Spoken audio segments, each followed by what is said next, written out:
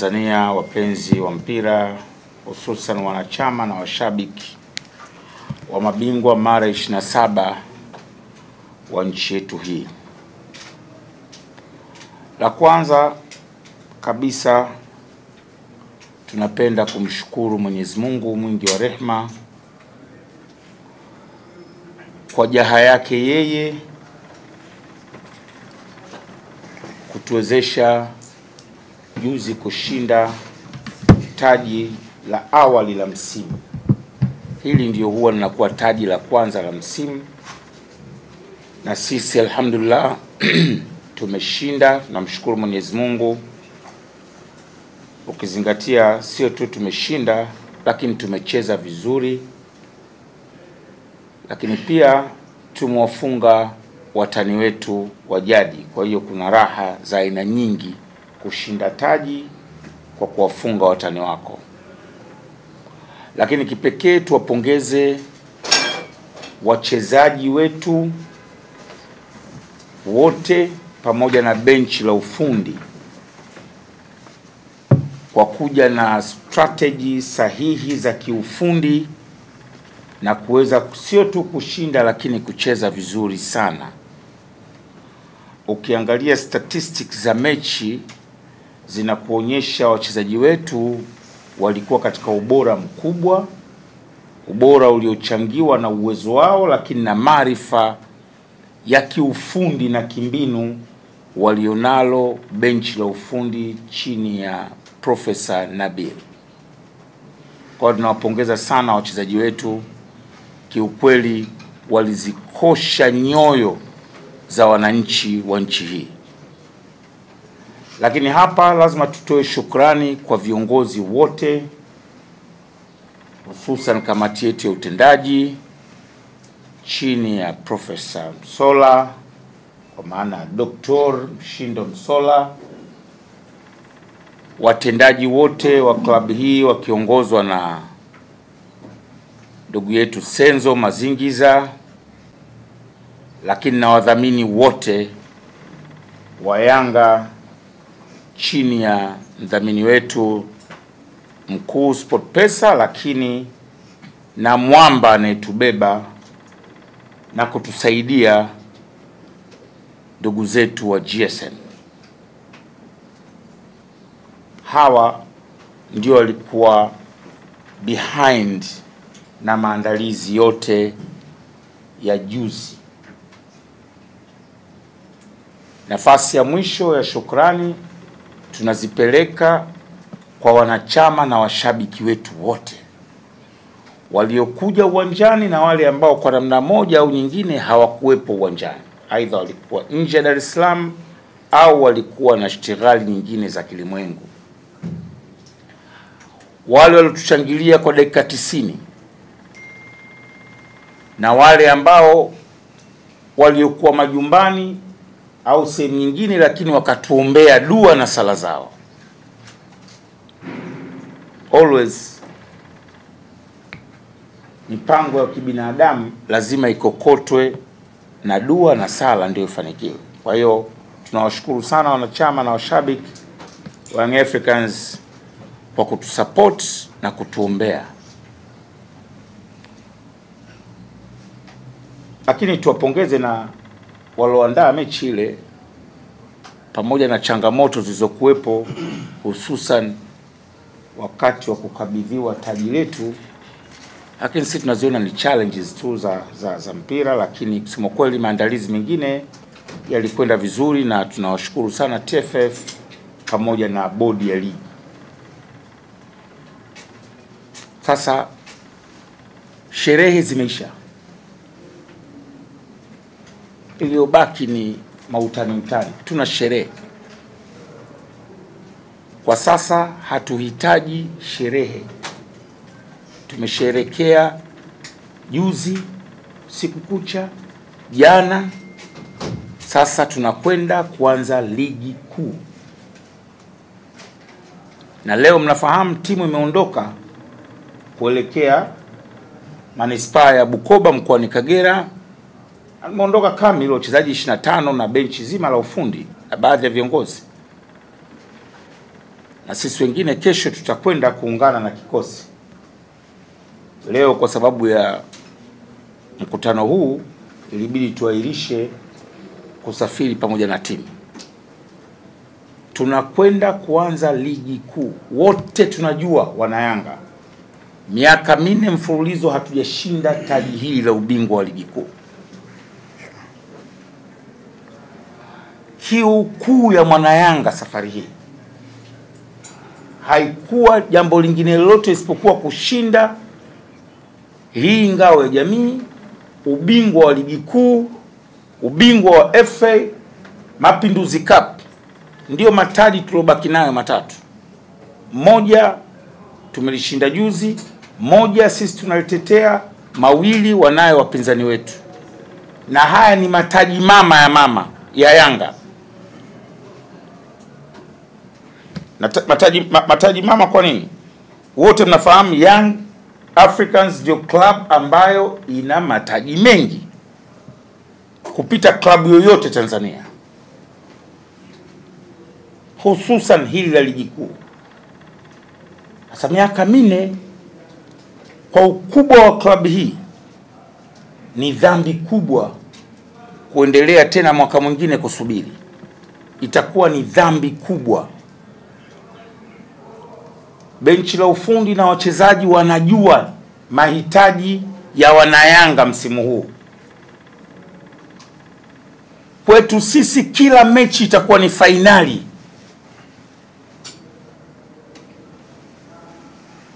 Ubora wa wachezaji wetu hamna mtu anaweza akadoubt. Walikuwepo watu wawili watatu tulipopoteza mechi na wa Nigeria, wakaandika na kuwaponda wachezaji wetu na kuponda benchi letu la ufundi,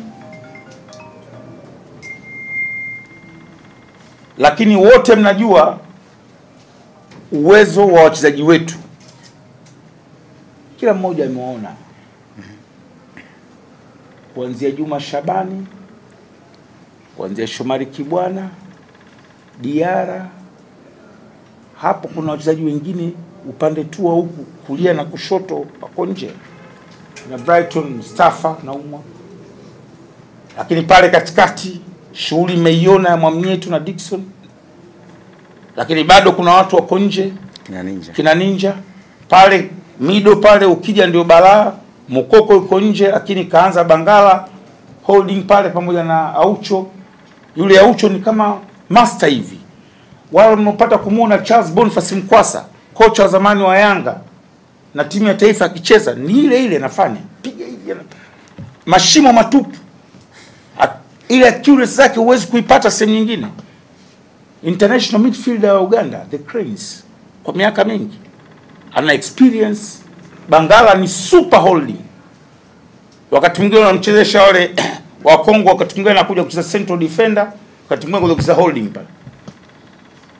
Lakini bado kuna Tonombe yuko nje. Kazi ya Feitoto ilikuwa ni faila sufi wa Arabu wanasema. Ananyumbulika, anadarisisha, hachezi. Kuna mtu anacheza mpira pia anatoa darsa. Kama unaona wale maustadhi wakaa kwenye madrasa kule, wanadarisisha darsa, anatoa, anasema, anafanya hiki, anaingiza, anatoa. Alikuwa kama anaunyumbulisha ule mpira. Kenda huko pembeni kina Jesus kazi yake meona. Lakini pale tuna watu Makambo na Mayele, hebu fikirieni. Lakini bado kina Saido wako nje. Una question ubora wa wachezaji wa Yanga. Ni kweli tumepoteza Champions League, tumetolewa Casta Football. Malengo yetu ya kutimia football. Lakini usiseme kwamba Yanga ni dhaifu, Yanga ovyo kwa kupoteza michezo ile miwili mitatu, na wengine wakahamisha wakasema nuksi Haji ndio kawaletea nuksi. Tena waandishi wengine wachambuzi. Mtu anazungumza tu vitu kama ameelewa hiyo. Lakini timu imeshinda, wala wasemi Haji ndio kawaletea baraka. Ile kifungwa Haji kawaletea nuksi. That's the pure stupidity. Lakini mimi nimesame ndio watu wetu wako na wataendelea kuwepo. Sasa tusiponde kikosi. Wapondeni kina Haji, kina Bumbuli, lakini ile timu imethibitisha beyond reasonable doubt uwezo wa wachezaji mmoja mmoja na namna ambavyo timu sasa coach ameshaanza kuishape. Sasa malengo ya kushinda taji la ngao ya jamii tumeyatimiza. Sasa tunakwenda kwenye lengo mama. Lengo kuu ni kushinda double za kombe la Azam Federation na ligi kuu. Lazima tuanze kwa kasi sana hapa. Tunajua kutakuwa na upinzani mkubwa. Wapinzani wako 15. Wote hawa wanataka taji. Tutaachana huko mbele. Kuna watakaopigania taji, kuna watakaopigania nafasi za 5 za juu, kuna watakaopigania kutoshuka daraja. Lakini lazima tuwaheshimu kila mpinzani tunakwenda kukutana naye. Hakuna kudharau mechi. Tunakwenda kutana Kagera Sugar. Kagera Sugar ni timu nzuri, wana kikosi imara, umeona usajili wao, lakini wana mwalimu very smart. Baraza very smart, anajua mbinu za mpira, ni mtu wa football hasa. Kwa tunakwenda kuanza mechi ngumu. Tumefurahi mapokezi waliowapata wachezaji wetu pale Bukoba. Yale mapokezi sasa ni ishara ya wanayanga nini wanachokitaka. Wachukulie yale mapokezi kama njia sasa ya kwenda kupigania klabu hii. Jezi ya klabu hii ina thamani kubwa. Hii klabu mnaiona tu kwa sababu mnaingia humu, mnafanya press, tunaongea. Mzee, humu nchi hii harakati za kuikomboa Tanganyika zilichochewa katika majengo kama haya na wazee wetu na babu zetu, wanachama wa klabu hii. Hii ni klabu ya nchi. Unajua kule Misri kuna klabu inaitwa Al Ahly, wote mnaisikia na mnaifahamu. Wanasema ile Al Ahly ni nchi ndani ya nchi. Yaani ni Al Ahly ni nchi kamili. Yanga Afrika ni nchi ndani ya nchi. Ni nchi kamili, ni rude fulani hivi. Lina utawala, lina nini, lina watu, linafanya biashara, lina viongozi, lina wavuvi, lina wafugaji, lina yes, ni taasisi kubwa hivi. Hatuwezi kukaa 4 years. Na hatuwezi kushinda ubingwa kama hatutakuwa wamoja.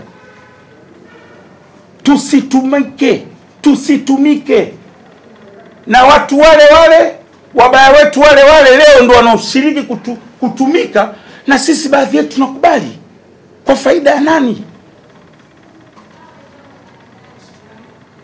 Tunataka ubingwa. Ubingwa hauwezi kupatikana kama kuna baadhi yetu wanatumika. Wanasema maneno. Na juzi siku ya kwanza press hapa nalisema, na leo naomba kulirudia. Yanga ni kubwa mno. Naomba funga mlango.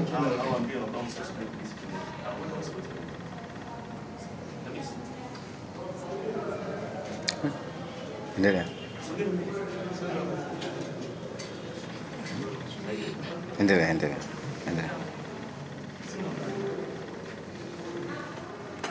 Haji. Naomba tuelewane kitu kimoja. Naomba wanayanga tuelewane kitu kimoja. Ukubwa wa klabu hii hautoi nafasi ya kulalamika.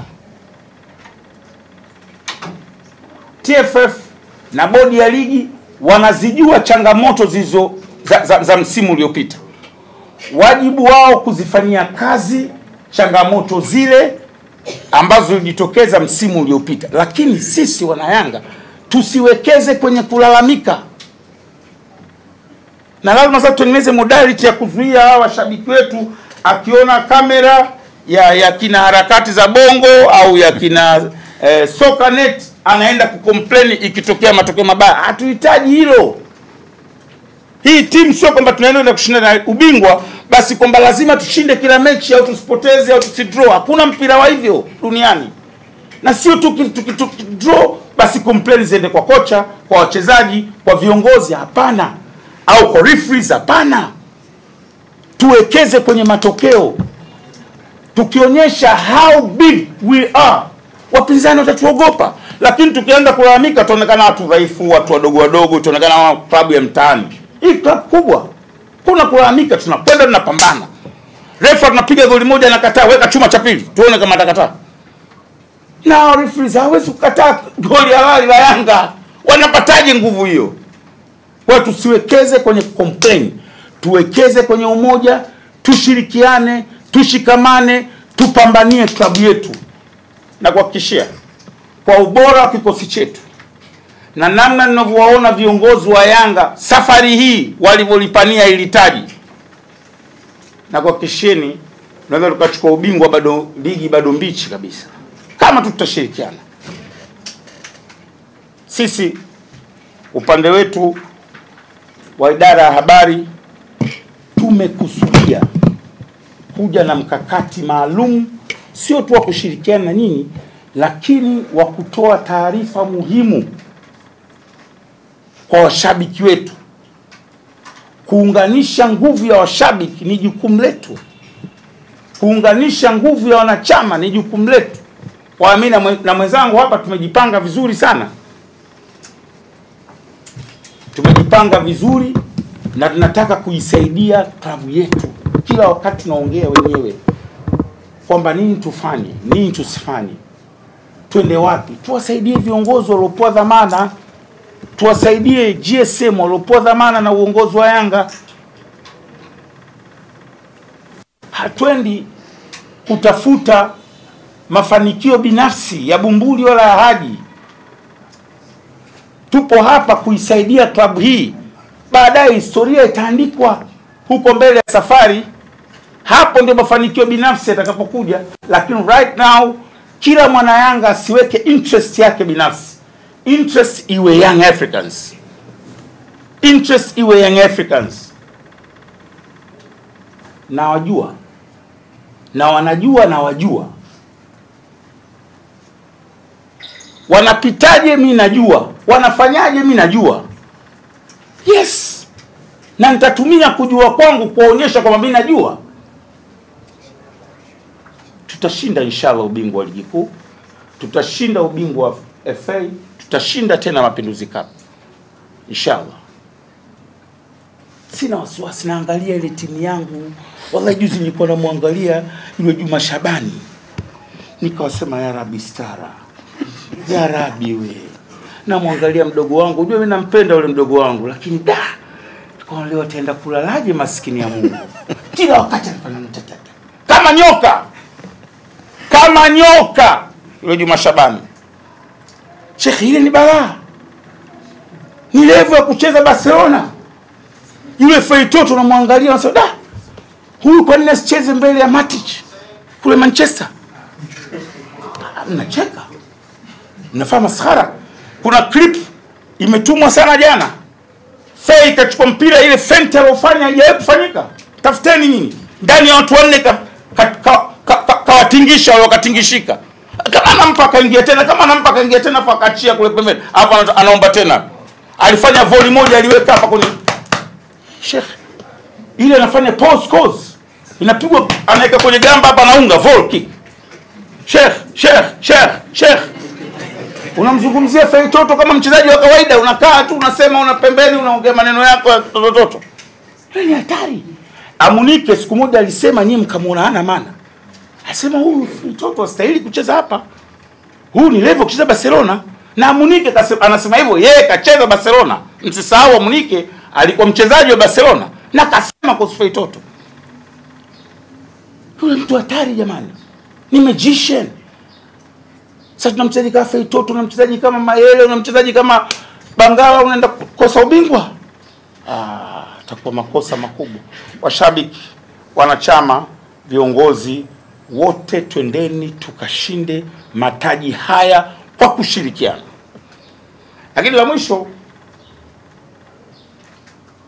ambao ningependa wanahabari mtu saidie ni kuwakumbusha yale mapungufu ya kibinadamu ya waamuzi yetu. Watu wengine complaints zinatokana na mapungufu yasiyo yanajirudia rudia. na mimi ni waase, hakuhitajiki referees kubalance.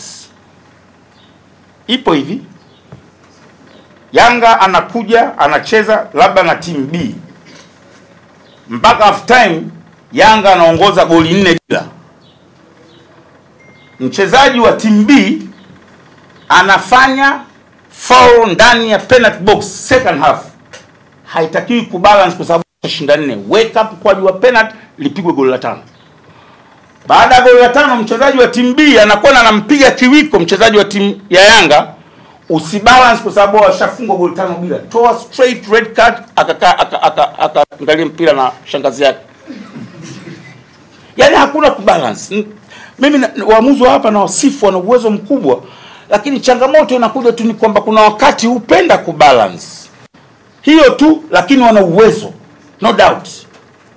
Yaani wana uwezo 100%. Hasa wa vijana wapi hawa wako vizuri sana. Lakini shida kuna wakati upenda kubalance mambo. Yaani unaona kabisa kwa sababu hawashapigwa 4 hawa. Kwa nini tu red card tu? Haitajiki. Yule refa mmoja yule afisa usalama wa TFF Hashim. Simba na Yanga katoa penalty ngapi hapa? 3 sio. Mbona kubalance? Refa hana kubalance. Penalty. Direct kick. Red card.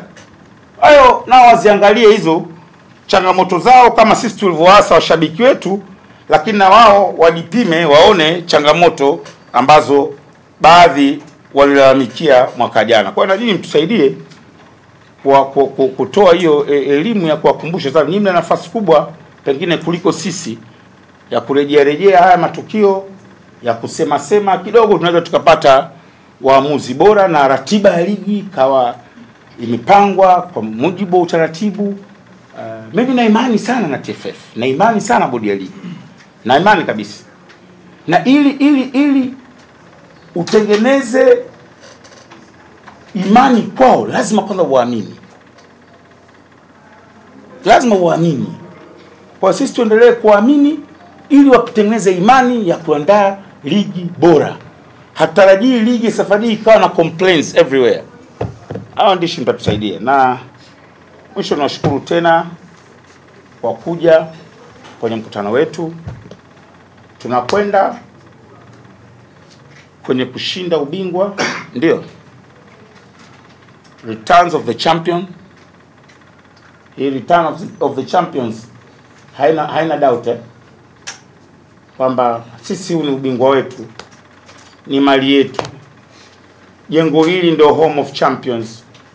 Mataji mengi zaidi ya ligi kuu yamelala hapa kuliko klabu yote, kuliko jengo lolote, kuliko sehemu yote. Kwa hiyo kurejea kwa mataji yetu ni wajibu. Return of the champions. Tutashinda inshallah kwa uwezo wa Mwenyezi Mungu, kwa mipango na maandalizi yetu, na tunaamini hakutakuwa na chupli. Asanteni kwa kulisikiliza. Nashukuru sana Haji. Jamani, Haji ame-explore mambo mengi sana kwenye maelezo yake. Kuhusu wachezaji sidhani kama kuna doubt, ingawa kuna chokochoko zimeanza kutafuta makosa, sijui nani alimsema nani uwanjani, lips zake zimeonyesha hivi, na hii tutaikemea na tunaikemea. Wachezaji wanapokuwa uwanjani wakikanyagana, wakifokeana wao kama wao, haliwahusu waandishi wa habari na wala haliwahusu TFF, kwa sababu ni wao kwa wao mule ndani. Ndio maana wanaweza wakakanyagana, wakashikana mikono, wakainuana, wakapongezana baada ya mchezo. Ndio inavyokuwa. Hata kama walirushiana maneno makali, sijui lips za nani zikaonekana kwenye TV. Na kuna mtu mmoja anafanya kazi tena kwa media partner wetu, anaanza kushiriki kukata zile clip eti mchezaji wetu alikuwa anamsemea maneno mwenzake pale chini. Sasa ile si issue ya uwanjani, ile inaishia uwanjani. Nataka kuanza kulazimisha makosa ili wachezaji waanze kuonekana wana makosa. Kwa hizo chokochoko hatuzitaki.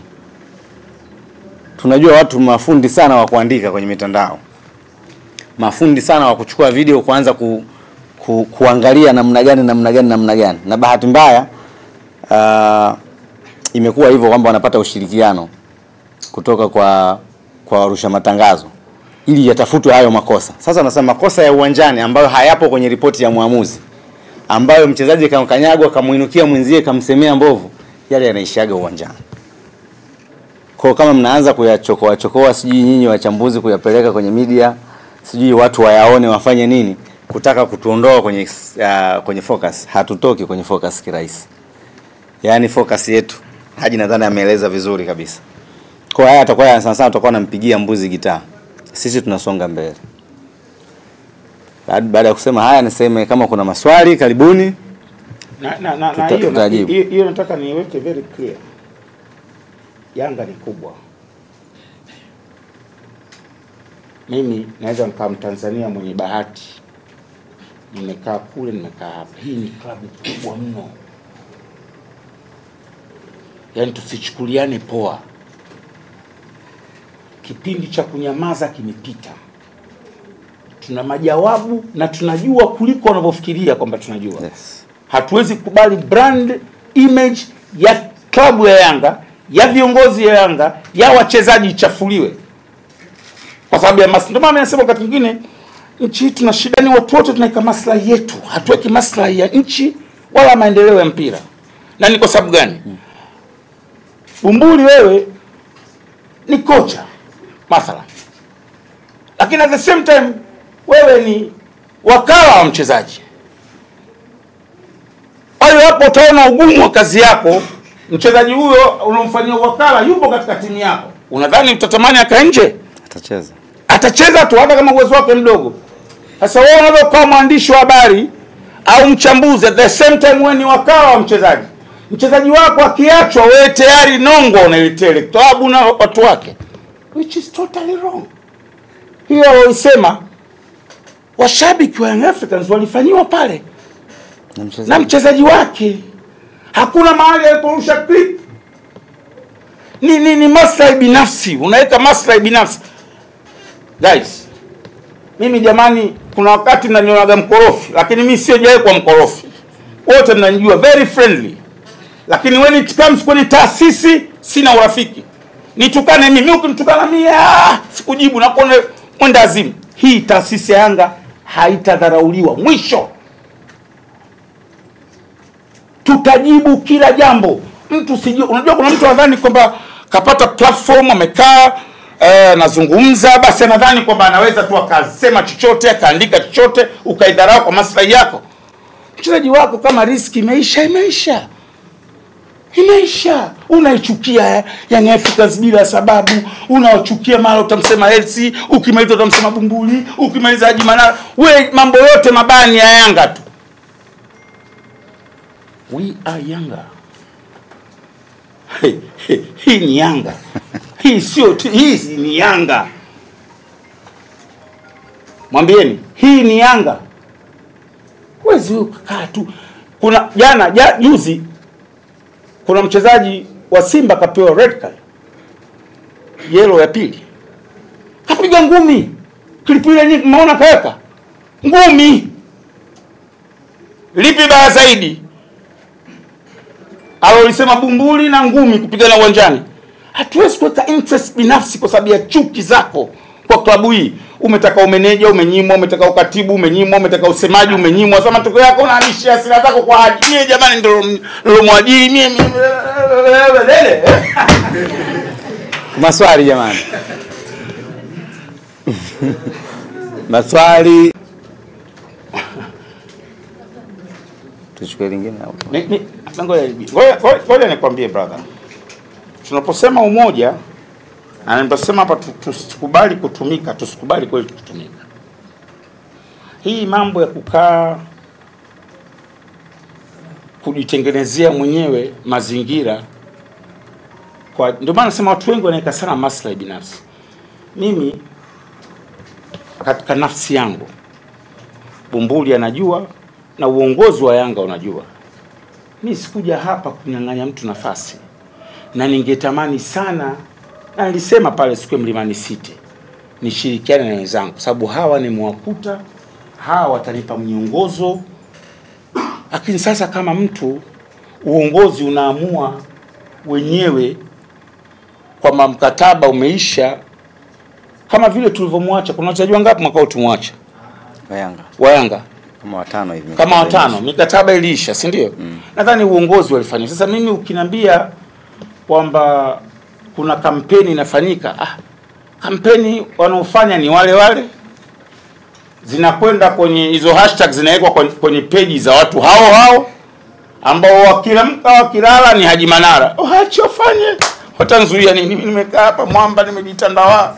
Wanza kaniletea kampeni za bring back, si mimi nani usuni nini? Mimi shavuka level za mambo ya kampeni za kitototo. Mimi mkubwa sana Sheikh. Yaani mimi kwanza kuniuliza tu swali, mimi mkubwa.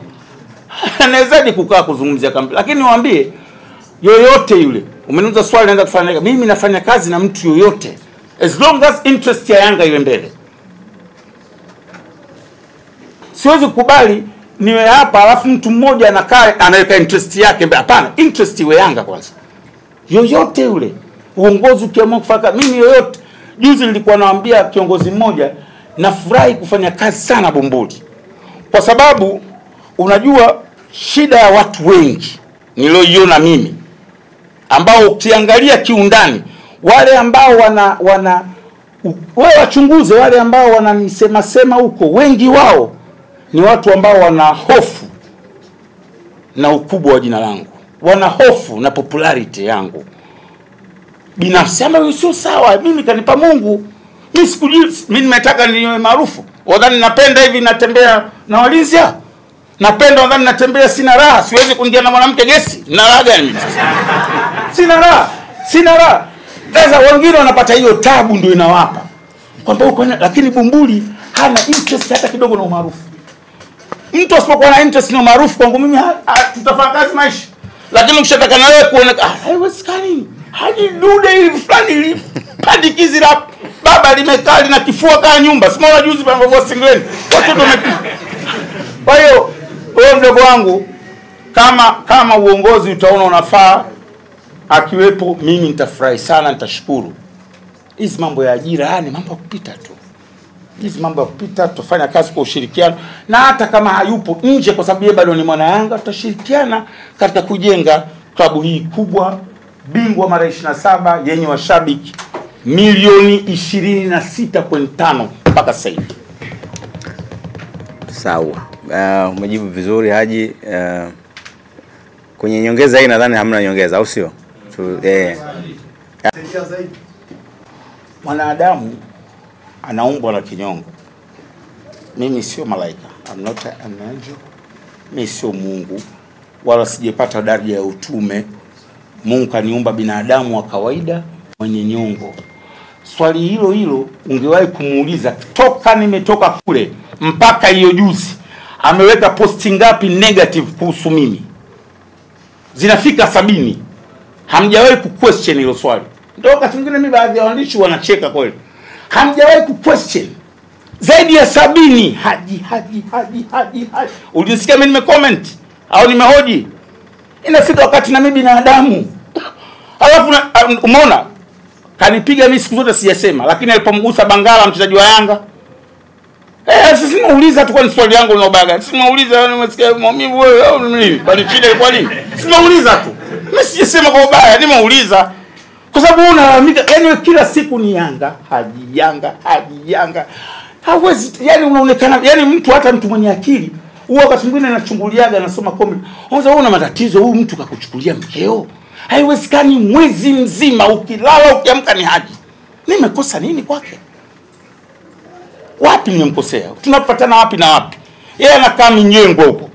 Tunagombania nini? Haiwezekani. Hatuwezi kuendesha taasisi yote, ni kuweka maslahi binafsi. Tuweke maslahi ya mpira. Mimi sio niliyomnyang'anya ukatibu mkuu au utaka. Mimi sio nilomuondoa TFF. Mimi sio nilomuondoa Azam. Mimi ni mtu tu, nimekaa maskini ya Mungu. Mungu labda watu wa Yanga wameona kama naweza nikasaidia klabu hii ya maisha yangu. Yes. Mimi naijua Yanga. Mimi nimezaliwa kutoka jengo hili. Tembea huu mtaa Jangwani, hesabu nyumba zilizopungua 10 baada ya ile jengo kubwa la kiwanda cha Romejas. Nyumba inayofuata ndipo utaona mimi na ukaribu wangu baba zangu wametumika hapa.